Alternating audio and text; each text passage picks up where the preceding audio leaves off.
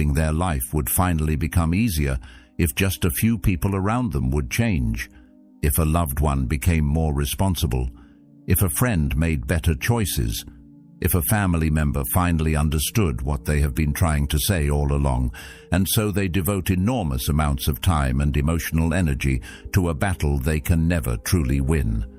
They replay conversations in their minds, search for the perfect words, offer advice that was never asked for, carry worries that do not belong to them. Then one day they look around and notice something unsettling. The people they were trying to change are largely the same, but they themselves have become exhausted. The Stoics understood this long before psychology began describing it. The fastest way to lose your peace is to place it in the hands of another person. The moment your happiness depends on someone else's choices, habits, or growth, you surrender authority over your inner world. Yet most people never realize they are doing this. They call it helping. They call it caring. They call it love. But beneath all of it is a quiet struggle against reality itself. A struggle that slowly drains attention, energy, and peace from the only life they can actually govern. What makes this pattern so dangerous is that it rarely looks harmful in the beginning. It looks like responsibility. It looks like loyalty. It looks like compassion. Yet somewhere along the way, concern turns into attachment. Care turns into control. And without realizing it, a person can spend years waiting for someone else's life to become acceptable before allowing themselves to fully live their own. Most people never make a conscious decision to spend years trying to change the people around them. It rarely begins as a mission. It begins as concern. Someone you care about keeps making choices that seem to hurt them. Someone continues repeating the same mistakes despite the consequences. You see potential they are not using, opportunities they are ignoring, habits that seem to be leading them in the wrong direction. Because you care, you pay attention. Because you pay attention, you start offering advice. At first, it feels harmless.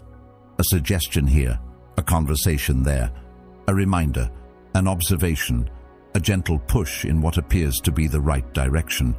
The intention is usually sincere. There is no desire to control, only the hope that someone you value might avoid unnecessary pain. Yet many of the patterns that eventually drain us do not arrive looking destructive. They arrive disguised as virtues. Responsibility becomes interference. Compassion becomes obsession. Concern becomes a burden that quietly reshapes the way you experience your own life. What makes this pattern so difficult to recognize is that it often feels morally justified. Caring about people is generally considered a good thing. Looking out for others is seen as a sign of loyalty and love. Few people stop to examine the hidden assumption beneath that instinct, the assumption that your peace will improve when the other person improves. Not immediately, not consciously, but gradually, the mind begins linking the two together. If they become more responsible, life will become easier. If they become more disciplined, there will be less stress. If they become more self-aware, there will be fewer conflicts. If they finally understand what you have been trying to explain, everything will settle into place. Without realizing it, your emotional well-being becomes connected to circumstances completely outside your authority. This is where frustration begins to take root. Not because the other person is necessarily doing something wrong, but because you have entered into an unwinnable arrangement with reality. Your peace depends on their choices. Your calm depends on their growth. Your sense of progress depends on their willingness to change. The Stoics understood this long before psychology began describing it. They knew that suffering often begins when we become attached to outcomes we cannot command. Influence is not control. Another person's decisions may affect your life, but they do not belong to you. Their thoughts belong to them. Their habits belong to them. Their priorities belong to them. The moment you forget this distinction, you begin carrying a weight that was never meant for your shoulders. Yet the mind rarely accepts this immediately. It keeps searching for the perfect argument, The perfect example, the perfect moment of clarity that will finally make the other person see what seems obvious to us. Every failed attempt creates the same illusion, that one more conversation will finally change everything. Maybe the timing was wrong, maybe the explanation was incomplete, maybe they simply need one more opportunity to understand. And so the cycle continues. More effort, more analysis, more emotional investment, yet the outcome remains largely unchanged. What began as concern slowly becomes expectation, and expectation inevitably creates tension whenever reality refuses to cooperate. Then something subtle begins to happen. Conversations stop feeling like conversations. They start feeling like evaluations. You listen not to understand, but to assess progress. Every interaction becomes evidence of progress, or evidence that nothing has changed. Good news feels encouraging because it suggests movement. Disappointing news feels frustrating because it suggests stagnation. The relationship gradually becomes filtered through a lens of correction. Even moments that should create connection become opportunities to measure change. This is why so many people feel emotionally exhausted despite believing they are helping. Their attention is no longer in the present. It is fixed on a future version of another person, a version that may never exist. The cost of this is larger than most people realize. When your focus becomes consumed by someone else's development, your own life quietly moves into the background. Energy that could be invested in your character, your discipline, your goals, your health, and your growth is redirected elsewhere. Hours disappear into worry, days disappear into frustration, years disappear into waiting for someone else to become the person you believe they should be. Meanwhile, your own opportunities remain untouched. This is one of the reasons the Stoics placed such emphasis on returning attention to oneself. Not out of selfishness, but out of practicality. The only life you can directly shape is your own.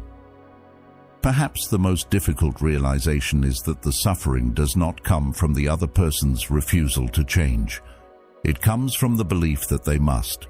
Once that belief takes hold, every setback feels personal. Every disappointment feels significant. Every repeated mistake feels like an obstacle standing between you and peace. Yet peace was never waiting on the other side of their transformation. Peace was waiting on the other side of your acceptance. As Epictetus observed, make the best use of what is in your power and take the rest as it happens. The acceptance that another human being possesses their own mind, their own path, and their own timeline. The acceptance that growth cannot be forced, borrowed, negotiated, or imposed. It can only be chosen. There is another reason this habit becomes so consuming, and it is not always easy to see because it often disguises itself as responsibility. When attention is constantly directed toward another person's behavior, there is very little room left to examine our own. The mind becomes occupied. It has a project to work on, a problem to solve, a situation to monitor. On the surface, this feels productive. There is effort involved. There is concern involved. There is emotional investment involved. Yet effort alone does not guarantee progress. A person can spend years thinking intensely about someone else's life while making almost no movement in their own. This is one of the most subtle traps a person can fall into. The mind confuses concern with contribution, observation with action, emotional involvement with meaningful growth. Someone can spend hours discussing another person's problems and feel exhausted by the end of the day. The exhaustion convinces them they have been working hard. In a sense, they have. But what has actually improved? Exhaustion is not always evidence of progress. Sometimes it is simply evidence that energy has been spent. The destination matters just as much as the effort. Energy directed toward what cannot be controlled rarely produces the results we hope for. This becomes even more complicated because the process often feels virtuous. People tell themselves they are helping, supporting, caring too much to look away. Yet the desire to fix others sometimes protects us from the discomfort of fixing ourselves. Looking inward requires honesty. It requires confronting areas of life where improvement is needed. It requires acknowledging mistakes, weaknesses, and missed opportunities. By comparison, focusing on another person's flaws feels easier. Their shortcomings are visible. Their mistakes seem obvious. Their problems create a narrative that keeps attention moving away from the work that truly belongs to us. If these ideas resonate, consider subscribing. To keep returning to principles that have helped people strengthen character, navigate uncertainty, and see life more clearly for centuries. Sometimes a single insight, reflected on deeply enough, can change the direction of an entire life. This is one of the most subtle psychological traps a person can fall into. The mind confuses concern with contribution. It confuses observation with action. It confuses emotional involvement with meaningful growth. Someone can spend hours thinking about a family member's decisions, discussing a friend's problems, or worrying about a partner's future. At the end of the day, they feel mentally exhausted. The exhaustion convinces them they have been working hard. In a sense, they have. But what has actually improved? Exhaustion is not always evidence of progress.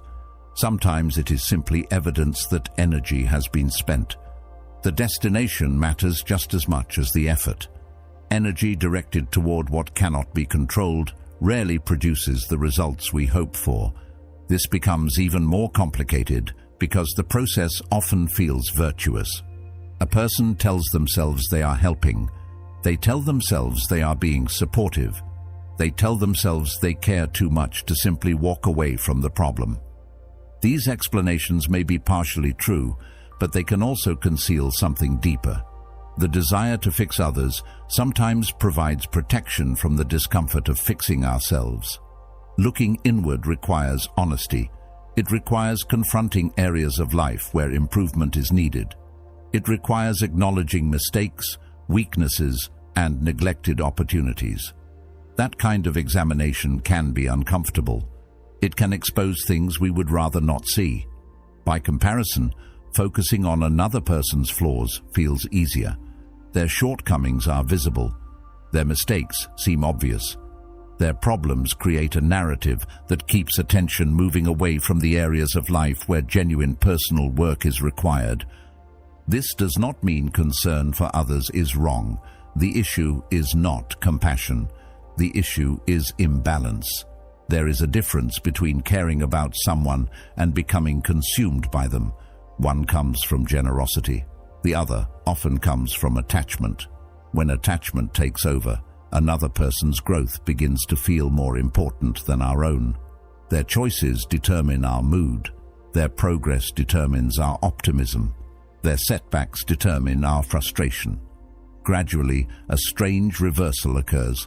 The person trying to help becomes emotionally dependent on outcomes they cannot influence. Instead of strengthening their own foundation, they spend their days monitoring someone else's. It feels noble from the inside, but the consequences are often destructive. What makes this pattern particularly dangerous is that it can continue for years without attracting attention. The mind becomes accustomed to it. Worry feels normal. Monitoring feels normal. Constant analysis feels normal. Over time, these habits blend into everyday life until they no longer appear unusual. Yet beneath the surface, something important is being neglected. Personal growth requires sustained attention. Character does not strengthen by accident. Discipline does not develop through wishful thinking. As Marcus Aurelius reminded himself, you have power over your mind, not outside events. Realize this, and you will find strength. Clarity does not emerge from endless observation of other people. These things require direct engagement with one's own life. They require effort directed inward rather than outward. Every hour spent managing someone else's journey is an hour unavailable for your own. There is a revealing question hidden beneath all of this. If all the energy currently invested in changing another person were suddenly returned, where would it go? Most people instinctively know the answer. It would go toward unfinished goals. It would go toward neglected habits. It would go toward health, learning, relationships, purpose, and growth. It would go toward the parts of life that quietly wait for attention while the mind remains occupied elsewhere. The realization can be uncomfortable because it exposes a difficult truth. Sometimes the reason another person's problems feel so important is that they distract us from challenges we have not yet chosen to face ourselves. The Stoics often emphasized that attention is one of the most valuable resources a person possesses. Where attention goes, life follows. Whatever receives repeated focus gradually shapes perception, emotion, and behavior. If attention is constantly invested in another person's choices, then much of life becomes organized around circumstances outside personal control. But when attention returns to what can actually be influenced, something changes. The mind becomes less scattered, energy becomes more purposeful. The endless cycle of observation and frustration begins to weaken. What once felt like responsibility starts to reveal itself as something else entirely. Not malice, not selfishness, simply avoidance wearing a respectable disguise. And once that disguise is recognized, it becomes much harder to mistake constant concern for meaningful progress. Perhaps this is why resentment so often appears where love once seemed to be the dominant force. It does not arrive suddenly, it does not announce itself. It develops quietly in the background while a person continues investing time, effort, attention, and emotional energy into changing someone who has not chosen to change. At first, there is patience, then there is concern. After that comes frustration. Eventually, a subtle sense of entitlement begins to emerge, not necessarily entitlement in the usual sense, but the belief that so much effort should produce some visible result. The conversations should matter, the advice should matter, the sacrifices should matter, the care should matter. When months or years pass and the desired changes fail to appear, disappointment begins accumulating beneath the surface. The disappointment is rarely directed at the original problem alone. It slowly attaches itself to the person. Without realizing it, a relationship that was built on affection begins carrying the weight of expectation. This shift is easy to understand from a psychological perspective. Human beings naturally seek a return on investment. Whenever time, energy, or emotion is poured into something, the mind starts looking for evidence that the investment is worthwhile.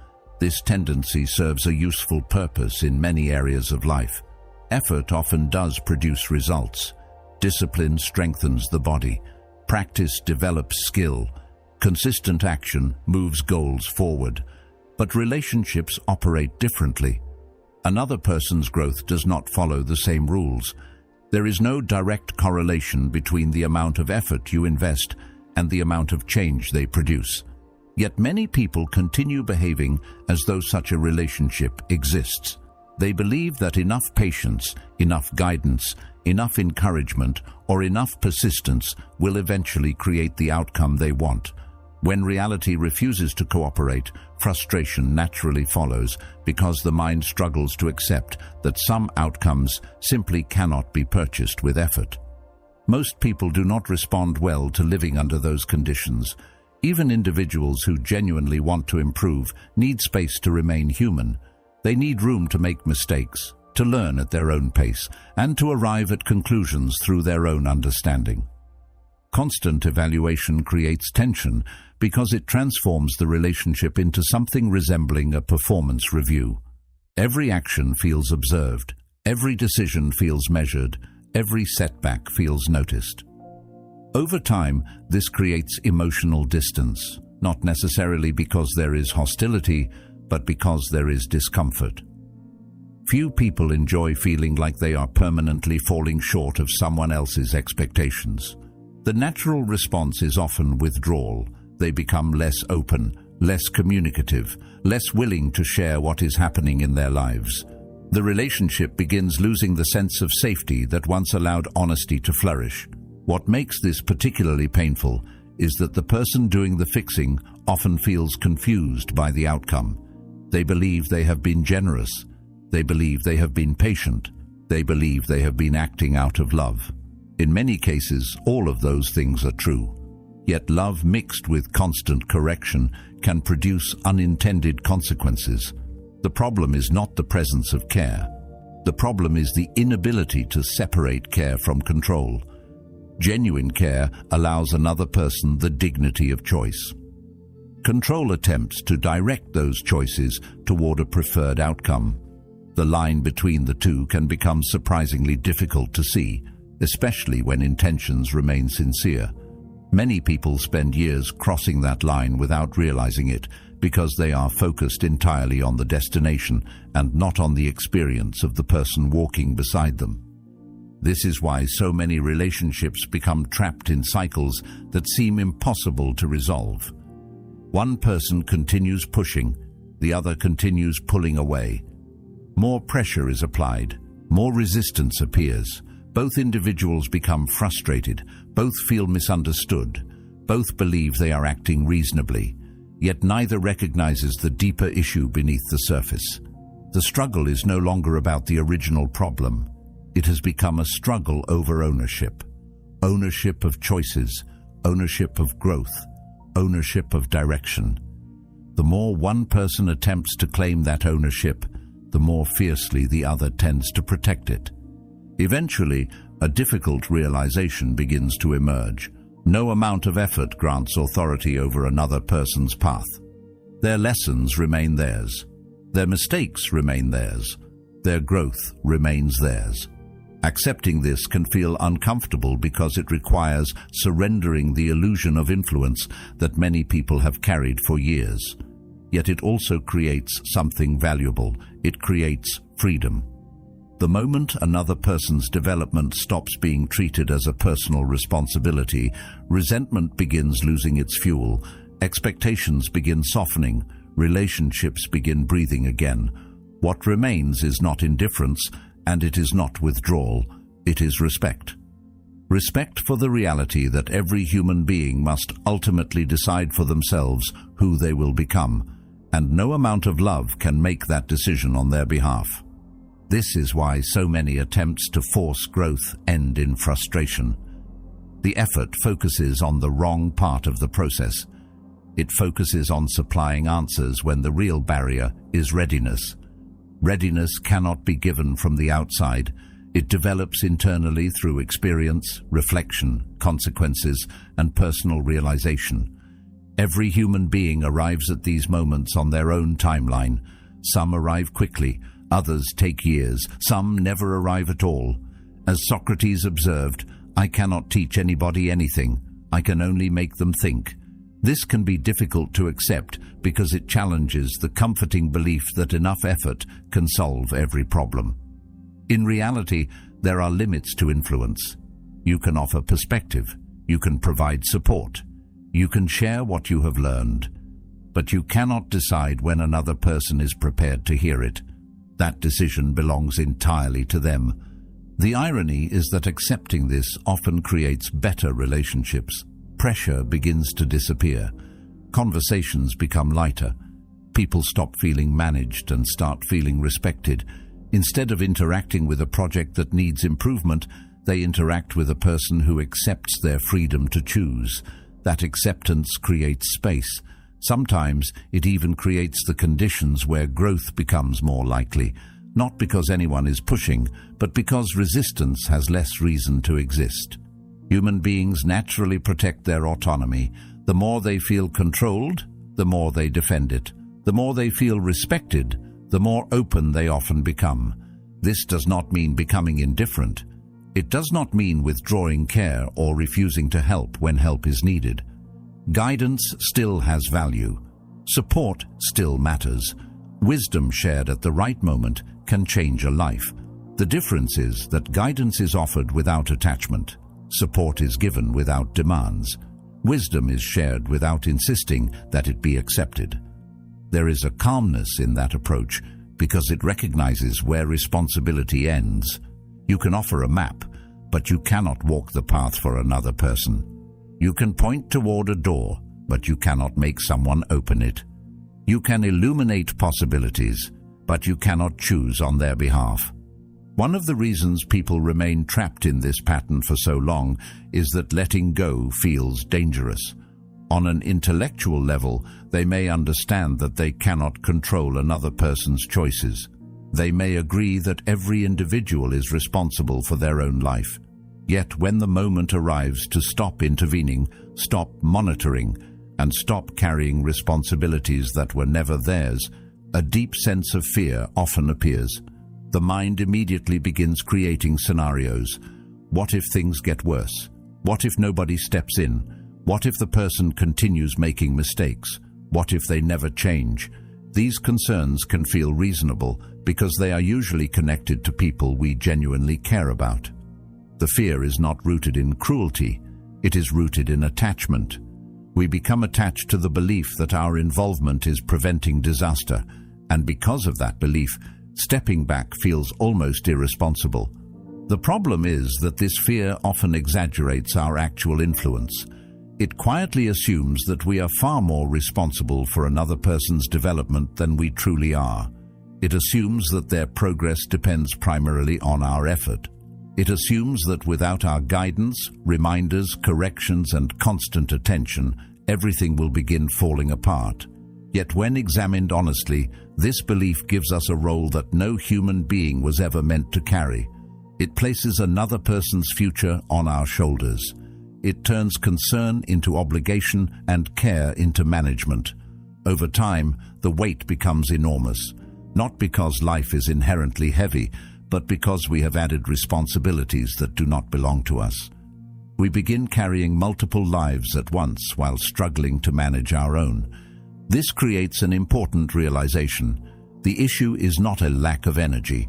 Most people have far more energy than they realize. The issue is where that energy is being directed. Energy follows attention. Attention follows priority. If attention is permanently focused on the behavior of others, then personal growth naturally receives less of it. There are only so many hours in a day, only so much mental bandwidth available. Every moment spent trying to govern someone else's choices is a moment unavailable for improving your own. As Seneca wrote, it is not that we have a short time to live, but that we waste much of it. This is why so many people feel stuck despite constantly feeling occupied. Their effort is genuine, but it is aimed at a target they cannot truly influence. The Stoics understood this distinction with remarkable clarity. They recognized that meaningful improvement begins with self-governance. Before attempting to shape the world around you, you must learn to shape your own responses. Before correcting another person's habits, you must examine your own. Before worrying about someone else's discipline, you must strengthen your own discipline. This was never presented as an act of selfishness. Quite the opposite. It was an acknowledgement of reality. The area where effort consistently produces results is the area where you possess authority. The mind, the character, the actions you choose each day. These belong to you. They can be developed, refined, strengthened, and improved through consistent effort. That is where progress lives. Imagine taking all the energy currently spent trying to manage another person's life and redirecting it toward your own development. Imagine investing that attention into health, learning, purpose, emotional stability, discipline, and meaningful work. Imagine what happens after 1 year. Then imagine 5 years, then 10. The difference becomes difficult to ignore. 10 years spent attempting to transform another person may produce little or nothing. 10 years spent refining yourself almost guarantees visible change. Skills improve, character deepens, confidence grows, opportunities expand. Life begins moving in a different direction because effort is finally being invested where effort can create results. Yet many people hesitate to make this shift because it feels uncomfortable at first. When attention is no longer consumed by someone else's problems, a strange emptiness can appear. The mind suddenly encounters open space. There is less to monitor, less to analyze, less to worry about. For someone accustomed to carrying others, that silence can feel unfamiliar. Sometimes it even feels wrong. The urge to return to old patterns appears quickly. The urge to check, advise, intervene and manage begins pulling attention outward once again. This is often the moment where genuine growth starts, not because the discomfort itself is valuable, but because it reveals how dependent the mind had become on external concerns. The ability to remain with that discomfort is transformative. Instead of immediately filling the space with someone else's problems, you begin filling it with your own responsibilities. Not in a self-critical way, but in a constructive one. Attention gradually returns to unfinished goals, neglected habits, personal standards, areas of life that have quietly waited for care and effort. The energy that once disappeared into endless observation begins producing visible progress. Small improvements accumulate. Momentum develops. The sense of helplessness that often accompanies attempts to change others starts fading because attention is finally directed towards something responsive. This is where a profound shift takes place. You stop measuring your effectiveness by your ability to influence other people. You start measuring it by your ability to govern yourself.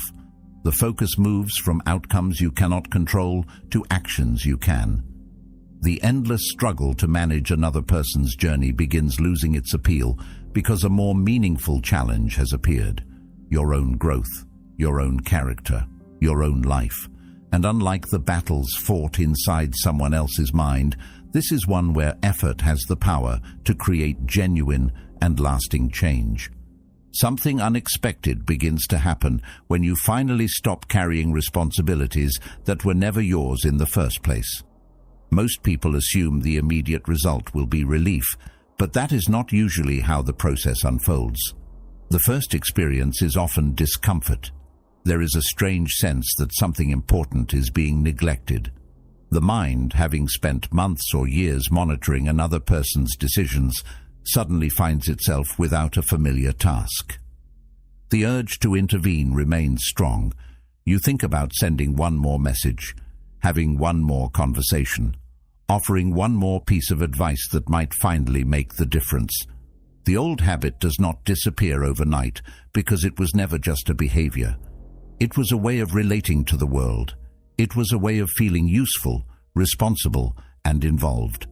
Stepping away from that pattern can feel unsettling at first because the mind interprets the absence of control as a form of risk.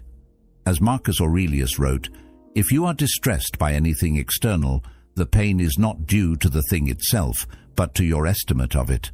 The discomfort is real, but much of it comes from the belief that letting go is dangerous when, in reality, it may be the first step toward freedom. This discomfort surprises many people. They expect freedom to feel immediately comfortable, yet freedom often arrives with uncertainty. For a long time, attention had somewhere to go. There was always a problem to analyze, a situation to predict, or a person to worry about. That constant engagement created a sense of purpose, even when it was exhausting. Without it, there is space, and space can feel unfamiliar. The mind starts searching for something to manage, because management has become a habit. It wants to return to the familiar cycle of observation, concern, and intervention. Yet if you resist that impulse, even briefly, something interesting begins to reveal itself. The world does not collapse. The disasters you imagined do not automatically arrive. The people you worried about continue making their own choices, just as they always have. Life moves forward. Reality continues operating without your constant supervision. As this realization settles in, another change quietly takes place. The tension that once felt normal begins to loosen. You notice it in small ways first. The endless mental rehearsals start becoming less frequent. You spend less time replaying conversations in your head, less time constructing arguments that will never be delivered, less time imagining how another person should be behaving. The mind becomes quieter, not completely silent, but quieter than before. There is less resistance, less friction, less of that exhausting internal struggle that comes from trying to control outcomes that were never controllable. What once consumed enormous amounts of energy begins losing its hold, and in its place, something valuable starts emerging. The best word for that experience is space. Space to think, space to breathe, space to notice aspects of life that were previously hidden behind constant concern. When attention is no longer monopolized by another person's journey, it naturally begins returning to the present moment. Things that once seemed unimportant suddenly become visible again. A morning becomes just a morning instead of an opportunity to worry. A conversation becomes just a conversation instead of an evaluation. A relationship becomes an experience to participate in rather than a project to manage. This shift may appear subtle from the outside, but internally it changes everything. The mind stops standing in constant opposition to reality and starts meeting reality where it actually exists. This is where acceptance begins revealing its true meaning. Many people misunderstand acceptance because they confuse it with approval. They assume that accepting reality means agreeing with everything that happens or pretending that harmful behavior is acceptable. That is not what acceptance means. Acceptance simply means seeing clearly. It means recognizing what is currently true without demanding that it become different before you allow yourself peace. A person can accept reality while still preferring that things improve. A person can acknowledge someone's flaws without becoming consumed by the need to eliminate them. Acceptance is not passivity, it is accuracy. It is the refusal to waste energy arguing with facts that already exist. The Stoics understood this distinction better than most. They recognized that much of human suffering comes not from reality itself, but from the ongoing conflict with reality. The mind creates an image of how things should be and then spends years fighting what actually is. This conflict drains enormous amounts of energy because reality always possesses the final word. No amount of frustration changes a fact. No amount of resistance alters the present moment. Yet people continue exhausting themselves in battles against circumstances that have already arrived. The wisdom of acceptance lies in recognizing that peace becomes possible the moment resistance stops being mistaken for strength. What makes this particularly powerful is that acceptance often improves relationships in ways that constant intervention never could. When people no longer feel judged, they become easier to understand. When they no longer feel managed, they become easier to appreciate. Their strengths become more visible because attention is no longer fixed exclusively on their shortcomings. Their humanity becomes easier to see because they are no longer being compared against an imagined version of who they should be. The relationship begins existing in the present rather than in a future that may never arrive. This creates a sense of ease that many people have not experienced in years. Something else happens as well.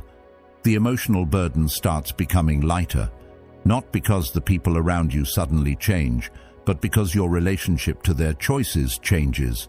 You stop feeling responsible for outcomes that belong to someone else. You stop carrying consequences that are not yours.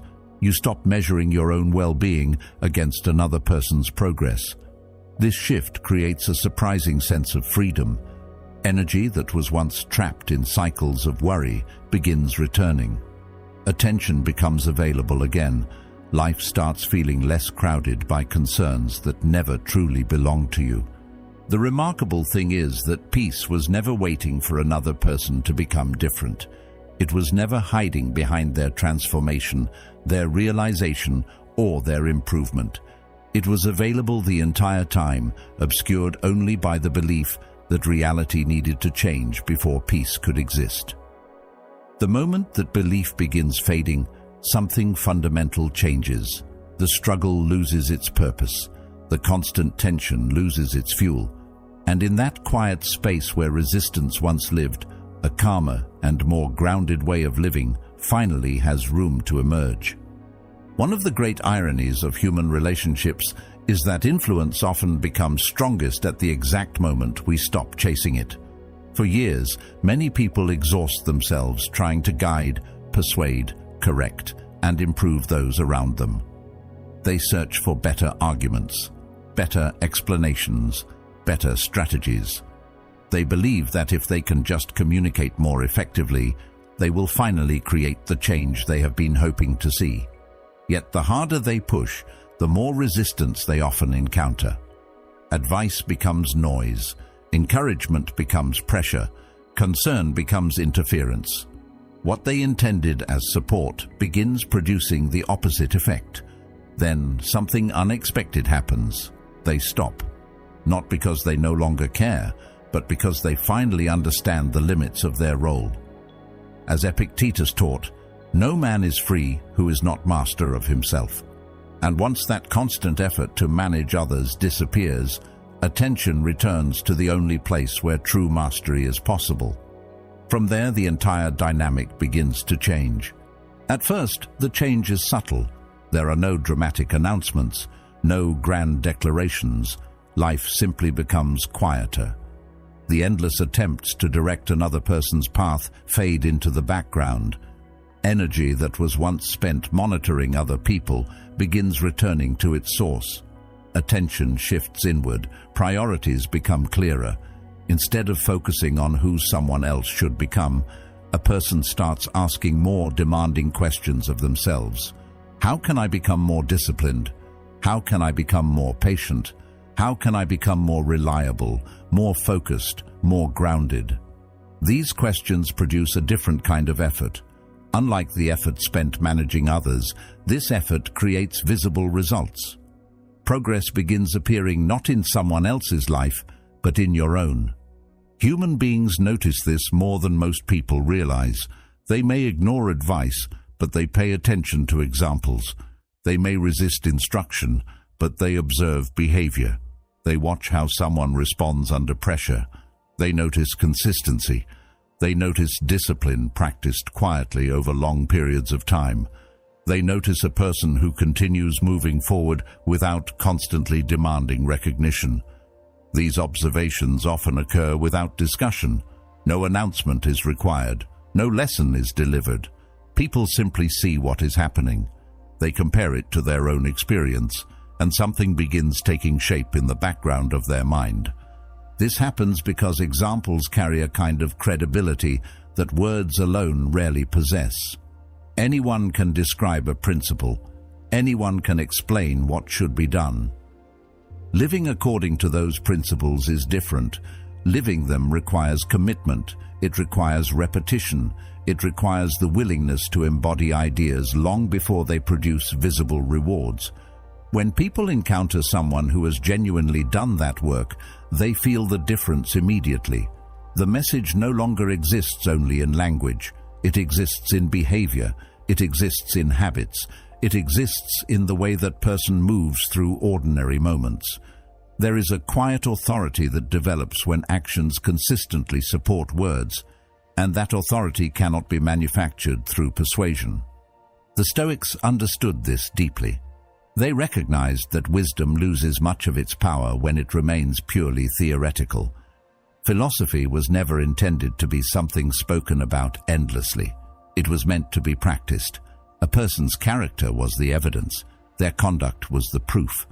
Their response to adversity revealed far more than any speech ever could.